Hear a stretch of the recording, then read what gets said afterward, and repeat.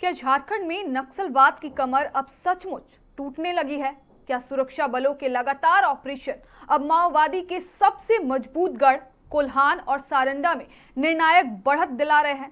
और क्या बंदूक छोड़कर मुख्य धारा की ओर लौटते नक्सली इस बात का संकेत है कि राज्य में नक्सल विरोधी रणनीति अब असर दिखा रही है?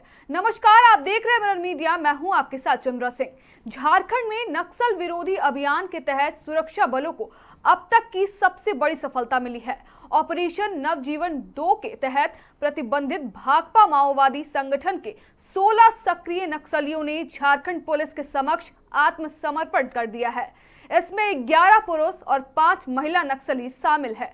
सबसे बड़ी बात यह है कि सरेंडर करने वालों में 15 लाख रुपए का इनामी रीजनल कमेटी सदस्य, 3 जोनल कमेटी सदस्य, 3 सब जोनल कमेटी सदस्य, 6 एरिया कमेटी सदस्य और 3 दस्ता सदस्य शामिल हैं। ये सभी लंबे समय से पश्चिम सिंहभूम के कोल्हान और सारंडा के दुर्गम जंगलों के सक्रिय थे और 1 करोड़ के इनामी शीर्ष माओवादी मिसिर बेसरा और असीम मंडल के नेटवर्क से जुड़े हुए थे। आत्मसमर्पण के दौरान इन नक्सलियों ने 11 अत्याधुनिक हथियार और 1562 जिंदा गोलियां भी सुरक्षा बलों को सौंप दी। सुरक्षा एजेंसियां इससे सिर्फ एक सामूहिक सरेंडर नहीं, बल्कि माओवादी संगठन के नेतृत्व, हथियारों और नेटवर्क तीनों पर एक बड़ा रणनीतिक प्रहार मान रही है। अब सवाल यह है कि क्या ऑपरेशन नवजीवन 2 झारखंड को नक्सलवाद से मुक्त करने की दिशा में सबसे बड़ा टर्निंग पॉइंट साबित होगा, या फिर शीर्ष माओवादी की नेता अपने बचे हुए नेटवर्क को दोबारा खड़ा करने की कोशिश करेंगे? आइए सुनाते हैं डीजीपी तदासा मिश्रा और आईजी सीआरपीएफ साकेत कुमार सिंह का इस पर क्या कुछ कहना है, और साथ ही हम इसके बाद जुड़ेंगे हमारे संवाददाता के साथ। को स्मरण करने बिना ये दिवस संपूर्ण नहीं होगा, वो भी मैं उनको नमन करती हूँ। और मैं आशा करती हूँ जिन साथियों आज इतने सारे हथियार और गोली आपके सामने सरेंडर कर मुख्य धारा में जुड़ने के लिए आगे हुए हैं, उनको झारखंड सरकार द्वारा प्रायोजित सरेंडर एंड रिहैबिलिटेशन पॉलिसी के तहत सभी देय हम लोग दे सकते हैं और सभी प्रकार का उनका जो केयर लेना है, जिन प्रकार की सुविधा देना है, वो हम लोग देने के लिए सतत प्रयासरत रहेंगे। प्रयास है इसमें, और कई परफेक्ट एग्जाम्पल जो कोऑर्डिनेशन की हम लोग बात करते हैं हमेशा कि कैसे झारखंड पुलिस का, कोबरा का, सीआरपीएफ का, झारखंड जगुआर का विशेष रूप से कैसे हम सब लोगों ने मिलकर के लगातार दिन रात मेहनत की, कई सारे एनकाउंटर्स हुए, तब जाकर के ये रिजल्ट आया है जब सभी लोग आकर के यहाँ पर 24 लोग, 16 यहाँ और 8 जो छत्तीसगढ़ में समर्पित करने वाले, आत्मसमर्पण करने वाले, टोटल 24 लोग।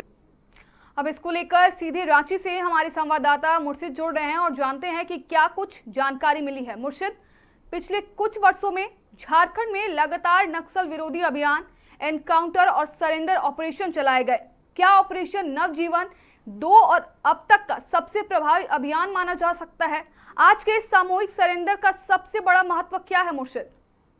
देखिए, जिस तरह से झारखंड में झारखंड पुलिस की ओर से लगातार जो है अभियान चलाया जा रहा था, तो उस तरह से लगातार जो है नक्सली लोगों को कहा जा रहा था झारखंड पुलिस की ओर से कि आप लोग जो है आप जो सरेंडर कर लेते हैं, नहीं तो अन्यथा आप लोगों के ऊपर सख्त से सख्त कार्रवाई की जाएगी। वही आप अगर पिछले महीना, अगर 27 तारीख को अगर देखिएगा पिछले महीना, तो लगभग 27 नक्सली जो है वो सरेंडर किए थे। उसके बाद लगातार झारखंड पुलिस की ओर से कहा जा रहा था कि अब जो है आप लोग भी अब जो बचे है वो आप जल्द से जल्द जो है सरेंडर कर दे। वही तहत जो है आज 16 नक्सली जो है वो सरेंडर किए हैं, और उसके बाद अब झारखंड में कुछ नक्सली बचे हुए हैं, उन लोगों को भी झारखंड पुलिस की ओर से लगातार जो है संपर्क किया जा रहा है। लगातार उन लोगों को कहा जा रहा है कि आप लोग भी सरेंडर कर दें, न तो अन्यथा कुछ भी कार्रवाई हो सकती है। अगर कुछ भी कार्रवाई हो सकती तो जिम्मेवार आप लोग होंगे। यही तहत जो है लगातार जो है झारखंड पुलिस की ओर से ये अभियान चलाया जा रहा है, और अभियान के तहत जो है ये नक्सली लोगों से संपर्क हो रही है और नक्सली सरेंडर कर रहे हैं। जी मुर्शिद मुर्शिद, जिन 16 नक्सलियों ने आत्मसमर्पण किया है वे मिसिर बेसरा और असीम मंडल जैसे शीर्ष माओवादी नेताओं के नेटवर्क से जुड़े थे। क्या इसे माओवादी संगठन के नेतृत्व और कैडर दोनों पर सुरक्षा बलों की बढ़ती पकड़ का संकेत माना जाए? जी बिल्कुल, संकेत माना जाए। ये लगातार जो है, अगर बात करें चाईबासा हो या लातेहार हो, ये तमाम जगहों पर जो है मुस्तैद होने के तहत जो है अपना कार्यशैली निभा रहे थे। उसके बाद जिस तरह से झारखंड पुलिस की ओर से इन लोगों से संपर्क हुई, संपर्क होने के बाद जो है ये लोग बोला कि हम लोग आप सरेंडर करना चाहते हैं, हम लोगों के ऊपर कुछ कार्रवाई नहीं की जाए। यही तहत जो है आज जो 16 नक्सली वो लोगों को अपने आप को सरेंडर किए हैं और सरेंडर के बाद जो है बाकी लोगों को सरेंडर करने के लिए कहा जा रहा है। अब देखना होगा कि झारखंड पुलिस तरफ के ओर से किस तरह से नक्सली लोगों को ये कहा जा रहा है, किस तरह से नक्सली लोग जो है वो सरेंडर करेंगे। जी आतिफ जी मुर्शिद, साथ ही पिछले अभियानों में सुरक्षा बलों ने कई नक्सलियों को ढेर किया, जबकि इस बार बड़ी संख्या में नक्सलियों ने हथियार छोड़कर मुख्य धारा का रास्ता चुना है। क्या अब रणनीति ऑपरेशन से ज्यादा सरेंडर और पुनर्वास पर केंद्रित होती दिख रही है? जी बिल्कुल, जिस तरह से झारखंड पुलिस की ओर से कार्रवाई की जा रही है, उस तरह से अगर बात कहें तो लगातार जो है नक्सली लोग जो है वो संपर्क कर रहे हैं झारखंड पुलिस के ये झारखंड पुलिस को। उसके बाद जैसे जैसे संपर्क हो रहे हैं वैसे वैसे नक्सली लोग जो है वो समर्पण कर रहे हैं। अब देखना होगा कि जो बचे हुए हैं वो कब तक झारखंड के पुलिस की ओर से कार्रवाई की जाती है या वो अपने आप को की जाती है। जी मुर्शिद, साथ ही 11 आधुनिक हथियार और 1562 गोलियां जमा कराई गई है। मुर्शिद, क्या इससे कोल्हान सारंडा क्षेत्र में माओवादी की ऑपरेशनल क्षमता पर बड़ा असर पड़ेगा? क्या आने वाले समय में इस इलाके को पूरी तरह नक्सल मुक्त बनाने का लक्ष्य और करीब आ गया है? जी बिल्कुल, जिस तरह से झारखंड पुलिस की ओर से जिस तरह से कोल्हान में एक्टिव नजर आ रहे थे, उस तरह से झारखंड पुलिस की ओर से लगातार जो है इन लोगों को से संपर्क किया जा रहा था और जिस तरह से झारखंड पुलिस की ओर से कार्रवाई की जा रही थी, उस तरह से कहीं न कहीं इन लोगों में नक्सलियों में कहीं न कहीं डर थे कि कई लोगों को छोटे छोटे बच्चे थे। इसके तहत जो है नक्सली जो है अपने आप को सरेंडर किए हैं। उसके तहत जो है अब जो बच्चे खसी है उन लोगों को भी कहा जा रहा।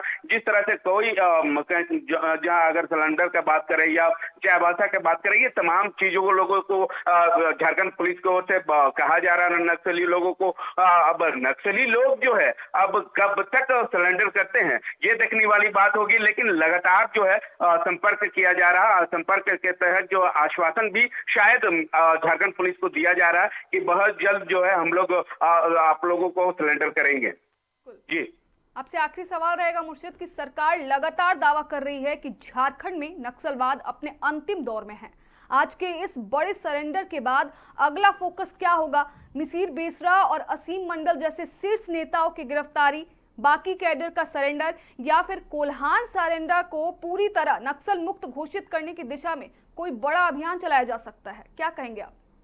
जी बिल्कुल, अगर नक्सलियों की ओर से अगर इन लोग झारखंड पुलिस के कहना नहीं मानेंगे तो स्वाभाविक है कि झारखंड पुलिस की ओर से इन लोगों को लगातार जो है चेतावनी दी जा रही है। अब देखना होगा कि जिस तरह से ये नक्सली की ओर से किस तरह से जवाब मिलती है, या वो सरेंडर करते हैं या नहीं, ये तो देखने वाली बात होगी। या मुठभेड़ में ढेर किया जाएगा या वो सरेंडर जंगल हो या लतियार के तमाम जगहों पर जो नक्सली एक्टिव है झारखंड में, उस तरह से देखा जाएगा कि अब नक्सली जो लोग हैं वो सरेंडर करते हैं, पुलिस के सामने हथियार डालते हैं या नहीं, ये देखने वाली बात होगी। लेकिन लगातार जो है जिस तरह से झारखंड पुलिस की ओर से बताया जा रहा है कि हम लोग में कुछ न कुछ ये संपर्क है, संपर्क के तहत जो है क्या बहुत जल्द ये लोग भी बचे जो लोग हैं वो लोग बहुत जल्द सरेंडर करेंगे। जी